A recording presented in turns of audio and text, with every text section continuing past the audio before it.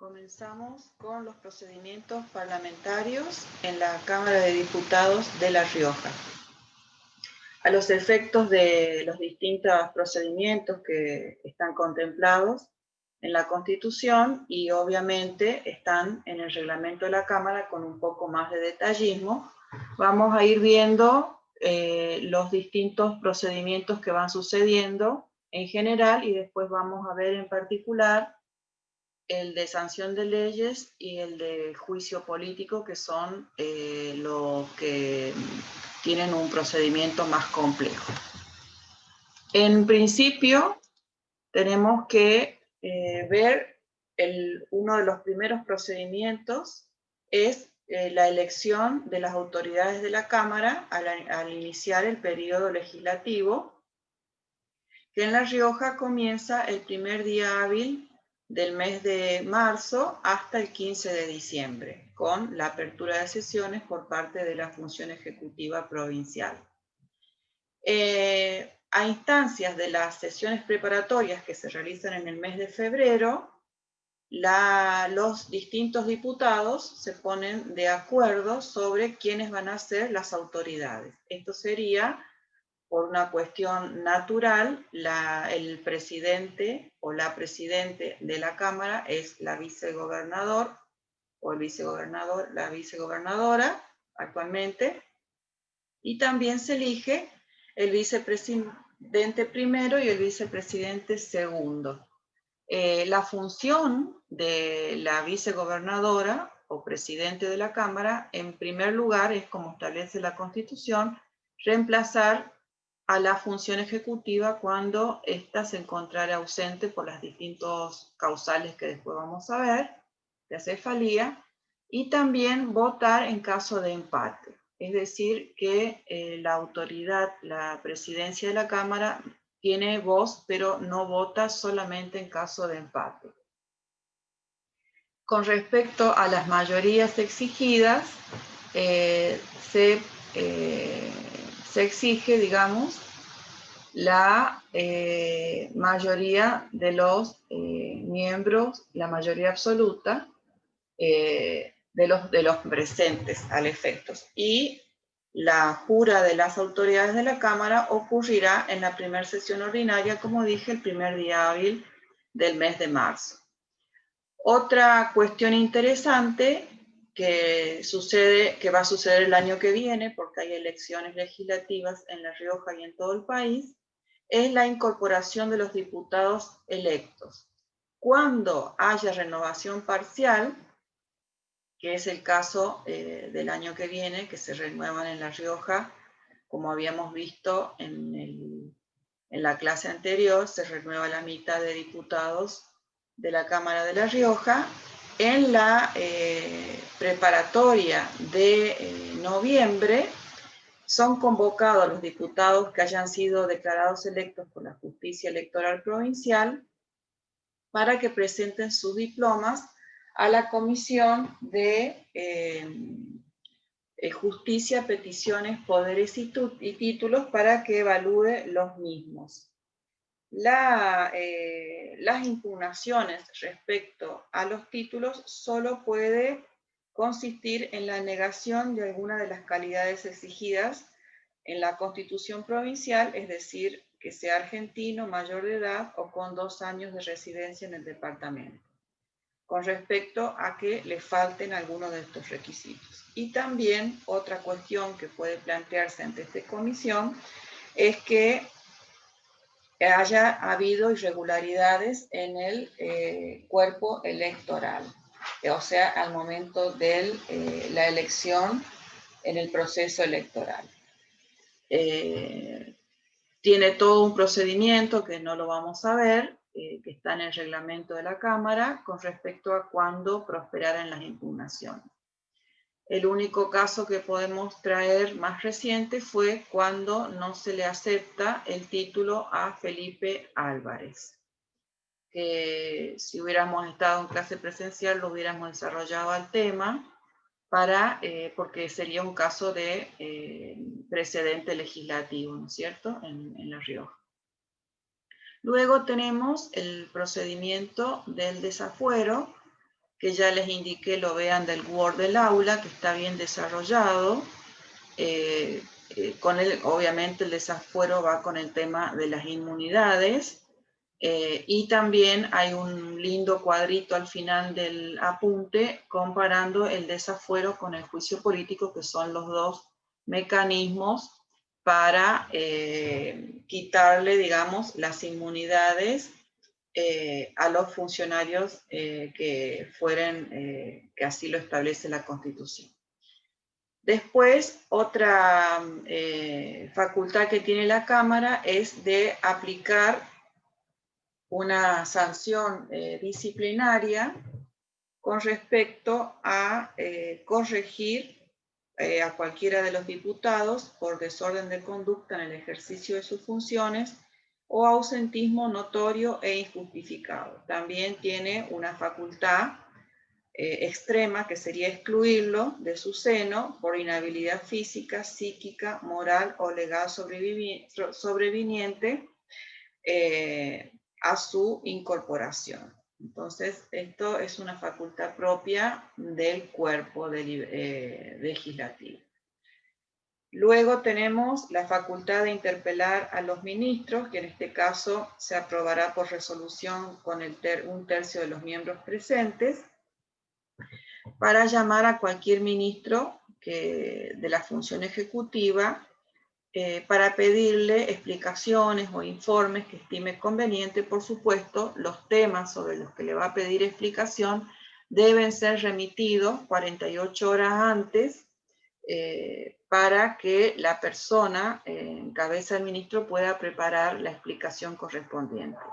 Asimismo, la Constitución prevé que el gobernador puede concurrir a la Cámara para reemplazar a alguno de los ministros interpelados. Otra función que tiene, también lógicamente, es de dictar su reglamento interno, que es el caso que estamos viéndolo permanentemente, ¿no es cierto? La reglamentación de la Cámara de Diputados. Asimismo, prestar acuerdo para la designación de ciertos funcionarios que así lo requieren según la Constitución. A este sentido, es una facultad del Ejecutivo de nombrar determinados funcionarios, en este caso, de algunas instituciones, organismos, por ejemplo, los jueces inferiores o los jueces del Tribunal Superior de Justicia, los miembros del Tribunal de Cuentas, entre otros. Para ello requiere, digamos, el acuerdo previo a pasar a comisión respectiva de los diputados. Otra facultad es la de aprobar o desechar acuerdos o convenios que concerte, digamos, el gobernador con el Estado Nacional, otras provincias o municipios, entes públicos o privados, nacionales o extranjeros.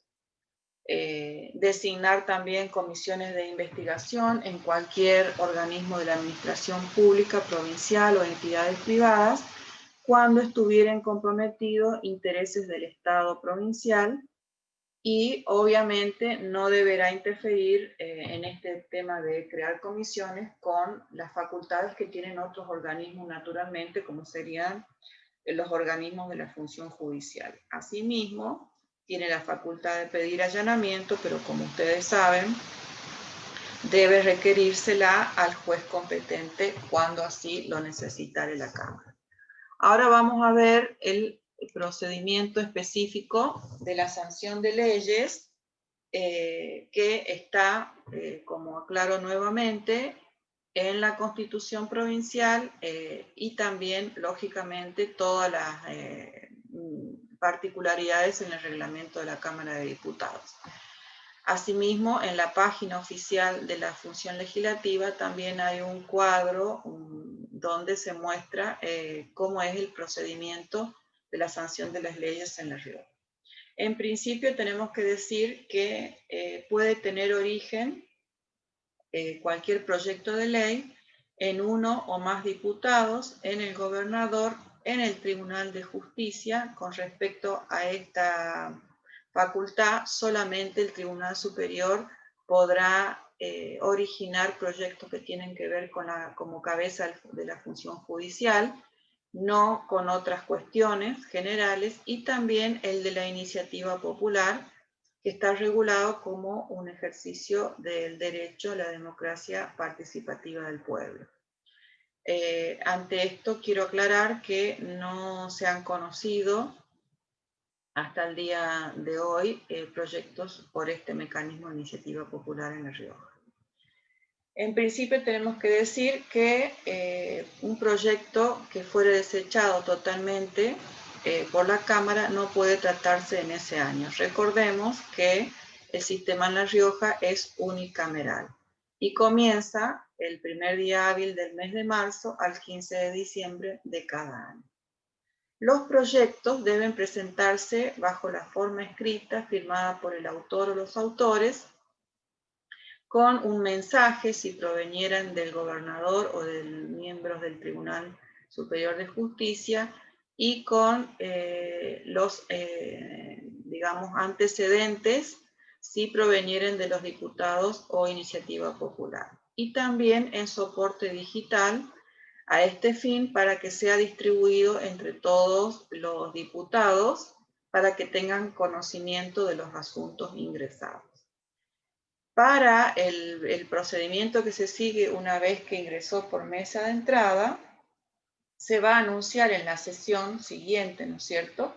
Y en la sesión se va a girar a la comisión respectiva, y dándole una copia a la prensa para su conocimiento. Por supuesto, el año que viene vamos a ver el tema de las distintas comisiones que existen en la Cámara de Diputados de La Rioja. Las comisiones permanentes tienen que ver con el grupo o el agrupamiento de diputados que tienen que ver con una materia específica, como por ejemplo educación, cultura, obras públicas, infraestructura, etc.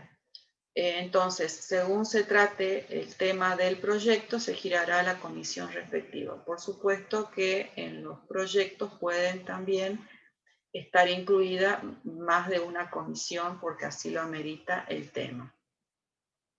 Seguidamente, tenemos que aclarar que ningún proyecto que haya ingresado en la sesión y girado a comisión puede ser retirado ni modificado, salvo que el autor pida autorización para ello, y la Cámara debe resolver si le da la posibilidad de retirarlo o modificarlo. Las discusiones de los proyectos se hacen en general, es decir, la idea fundamental del proyecto, digamos, del asunto, y en general actúa el miembro informante, y el autor tiene una amplia facultad del uso de la palabra. Por supuesto que los asuntos que se traten de un proyecto deben haber pasado previamente por varias comisiones o con dictamen para ser tratado o votado en general. Luego, la discusión es en particular. En particular sería artículo por artículo, título, sesión, según cómo esté estructurada el proyecto. Eso también lo vamos a ver el año que viene en técnica legislativa, la distinta estructura de los proyectos. Se discutirá entonces uno por uno los articulados. Asimismo, puede ocurrir la alternativa que un proyecto pueda ser aprobado a libro cerrado. La dificultad que tiene esto en la parte, digamos, interna, no formal del libro cerrado, es que los diputados en realidad no tienen conocimiento, porque no se lee o no se discute en particular el articulado. Por lo tanto, se puede llegar a aprobar en libro cerrado un proyecto y después modificárselo en los despachos, porque nadie tiene el control, ¿no es cierto?, de lo que ha votado a libro cerrado. Eso es, digamos, forma parte de unas cuestiones políticas internas del diario transcurrir, que me lo han comentado personas administrativos que trabajan en la Cámara, ¿no es cierto? El problema que se plantea con el libro cerrado, cuando no se cuando se cambia, digamos, la redacción de los artículos en particular. La votación tiene que ser por sí o por no. En caso de empate se vuelve a llamar a una nueva votación. Acá también hay que aclarar que la persona que se abstiene debe estar presente en la sesión y se vuelve a contar el tema de la aprobación, o sea, la aprobación de, digamos, el quórum legal para aprobar un proyecto es de la mitad más uno de los presentes. Entonces, para la votación se requiere esa mayoría y cuando hubiera empate, en el segundo, perdón, estoy explicando el caso de que hubiera una abstención, ¿no es cierto? Cuando hubiera una abstención se volverá a contabilizar el tema de la mayoría simple para hacer decisión legal. Con respecto a, y vota el gobernador y vota el presidente de la Cámara o vicegobernador para desempatar. Recordemos que el quórum que tiene que ver con la mayoría absoluta es también la mitad más uno, pero de la totalidad de los miembros de la Cámara serían 19 diputados. Hay muchos proyectos que están detallados en la Constitución que necesitan este tipo de mayoría, hay muchas decisiones que necesitan este tipo de mayoría absoluta. Entonces, repito, la mayoría simple para hacer quórum legal es la mitad más uno de los miembros presentes y la mayoría absoluta es la mitad más uno de la totalidad de los miembros. Sancionado un proyecto por la Cámara, pasa a la función ejecutiva para su promulgación y publicación. Cuando la función ejecutiva promulga un proyecto, hace un decreto y manda a la publicación del boletín oficial. Asimismo, la función ejecutiva tiene la facultad del veto. ¿Qué es el veto? Es una observación que pueda hacerle al proyecto sancionado por la Cámara de Diputados. Esta observación puede ser total. En ese caso, la Cámara podría insistir en la redacción con los 2/3 de los presentes y sancionarla y pasar al Ejecutivo para que la publique, o bien, no logrando esta mayoría, también el proyecto es desechado y no podrá repetirse en ese año. Si el proyecto fuera vetado parcialmente, la función ejecutiva podrá publicar la parte no vetada si tuviera autonomía normativa y no se alterara el espíritu que ha tenido la ley. Entonces, también puede existir que pasados los 10 días hábiles, si la función ejecutiva no ejerce este derecho, se considerará, puede considerarse la ley cuando no dicte el decreto de promulgación autopromulgada, es decir, hay una promulgación tácita que está prevista en la Constitución de La Rioja. Vamos ahora al otro procedimiento que tiene que ver con el juicio político. En principio tenemos que decir que el juicio político se constituye, es un juicio que tiene características de un procedimiento de la justicia mezclado con quienes son los que lo llevan adelante a cargo, que por eso la palabra político, es decir, es un juicio en el sentido procesal por los pasos que contiene el derecho de defensa, las pruebas, ¿no es cierto? Y político porque es llevado adelante por los mismos pares de los funcionarios que fueran pasibles de caer bajo esta institución. Tenemos que decir que al inicio sesión ordinaria, o sea, el mismo día que se abre la sesión ordinaria, el primer día hábil del mes de marzo de cada año, la Cámara sortea, delante de todos los presentes, ¿no es cierto?, sortea quiénes van a participar de la sala acusadora y quiénes van a participar de la sala de sentencia. La sala acusadora serían 18 miembros en una y 18 miembros en la otra. La sala acusadora es la sala, como dice la palabra, donde va a ser girada en primer lugar la denuncia que se presentare y es la encargada de investigar la verdad de los hechos que estarían presentados en el escrito de la denuncia. Y una vez que la sala acusadora elevare formalmente la acusación y los hechos y las pruebas del imputado, pasará a la sala de sentencia, que es la encargada de juzgar, es decir, estudiar la acusación que se le presenta, las pruebas y obviamente darle el derecho de defensa a quien fuere indicado como imputado, posible imputado.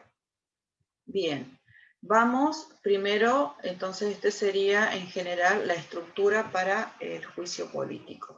Los sujetos pasivos, es decir, contra quién puedo yo iniciar un juicio político, es contra el gobernador, vicegobernador, ministros, miembros del Tribunal Superior de Justicia, fiscal general, defensor general, fiscal de Estado y miembros del Tribunal de Cuentas.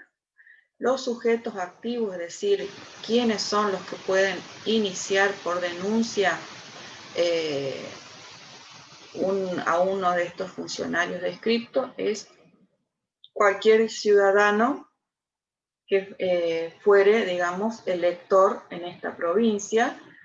Deberá presentar requisitos mínimos con su DNI firmado ante la mesa de entrada de la Cámara de Diputados, identificar específicamente contra qué funcionario, la causal y las pruebas de que se valiere. Por supuesto que estos requisitos formales serán revisados por la Cámara, por la sala acusadora al ingresar en la denuncia en su ámbito. Las causales por las cuales se pueden denunciar a estos funcionarios son inhabilidad sobreviniente, física o mental, mal desempeño de sus funciones, falta de cumplimiento de los deberes a su cargo o por delitos comunes. Para que se lleve adelante el juicio político, se conformará una comisión, digamos, investigadora formada por 5 de los miembros de la sala acusadora, para que en el término perentorio de 40 días presente un dictamen a la sala acusadora, el cual podrá ser aceptado o rechazado, necesitando 2/3 de los votos presentes cuando fuere favorable a la acusación. Entonces, esta comisión, lógicamente, es la que se va a abocar específicamente a la investigación de los hechos, requerir información si así fuere, digamos de oficio, va a investigar si están dadas las circunstancias para elevar la acusación, como ya dije, con el 2/3 de los miembros presentes. En este sentido, si fuere favorable a la acusación, se lo suspenderá al funcionario en el ejercicio de sus funciones sin goce de sueldo.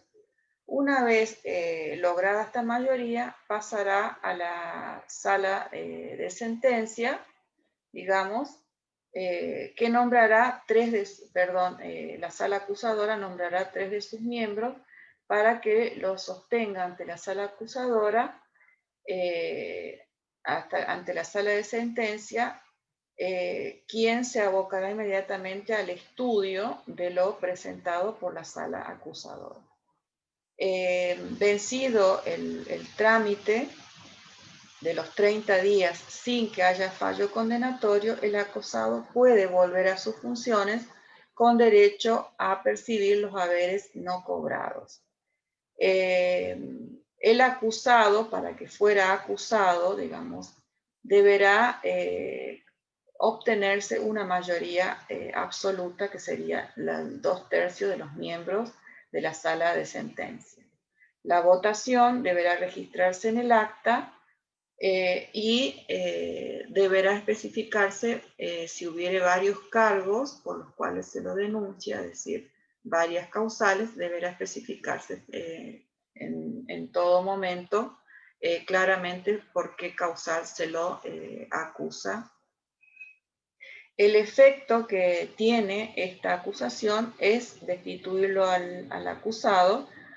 Si bien la Constitución dice que puede inhabilitarlo para ejercer cargos públicos, se ha llegado, digamos, a la conclusión que hay una equivocación respecto a poner en la Constitución esta facultad para la Cámara, porque la inhabilitación es una pena accesoria que solo puede ser determinada por un juez con competencia para ello, un juez de la justicia, ¿no es cierto? No puede un diputado determinar una pena accesoria establecida en el Código Penal, el Código de Fondo.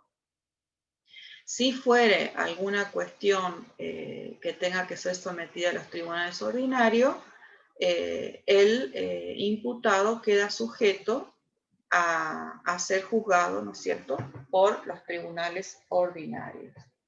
Este procedimiento está regulado por la ley 5048, donde está totalmente detallado el procedimiento del juicio político.